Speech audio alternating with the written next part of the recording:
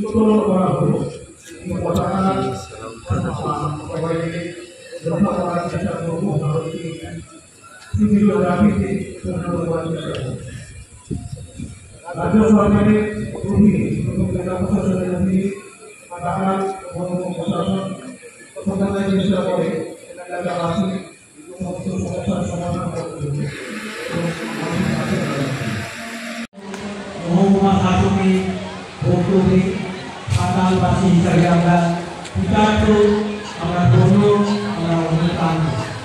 আইনজীবী বাহিনী, arm police, অনেক এসিসি এবং ভেটারিনারি সংঘ জাতীয় পতাকাকে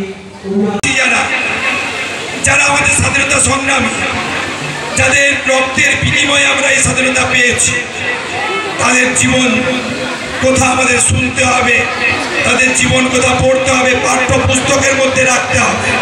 তবেই কিন্তু আমরা আমাদের স্বাধীনতা সংগ্রামীদের আমরা শ্রদ্ধা সম্মান জানাতে পারব। কিন্তু বড় কষ্টের, বড় দুঃখে আজকে মিডিয়ার যুগে, আজকে ফেসবুকে, অ্যান্ড্রয়েড ফোনের যুগে আমরা বড় পিছিয়ে পড়েছি।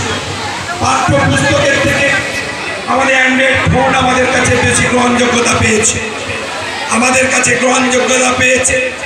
আজকের দিনে বাহ্যিক যে রক্তের বিনিময়ে আমরা স্বাধীনতা পেয়েছি, তাদেরকে আমরা ভুলে যেতে বসেছি না।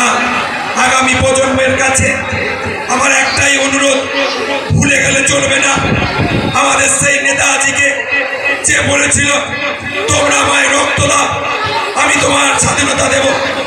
ভুলে গেলে চলবে না বঙ্গভঙ্গ আন্দোলনের জন্য যিনি নেতৃত্ব দিয়েছিলেন, সেই রবীন্দ্রনাথ ঠাকুরকে, আমাদের প্রিয় গান্ধীজিকে ভুলে গেলে চলবে না। মাতঙ্গিনী হাজরাকে ভুলে গেলে চলবে না।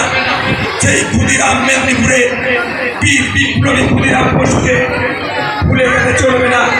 বিনয় বাদল দীনেশ থেকে শুরু, মাস্টার সূর্য সেন থেকে শুরু করে বিভিন্ন মনীষীদের আমাদের ভুলে গেলে চলবে না। চিত্তরঞ্জন দাশগুপ্ত থেকে শুরু করে কে নেই, হাজারো হাজারো লক্ষ মানুষের রক্তের বিনিময়ে, ঘাম রক্তের বিনিময়ে আমরা এই স্বাধীনতা পেয়েছি। সেই সংগ্রামীদের সম্মান জানাতে হবে, শ্রদ্ধা জানাতে হবে। এটাই আজকের দিনে আমাদের সতর্ক করতে হবে। সবার অনেক ভালো কামনা করি, আমরা এগিয়ে চলি।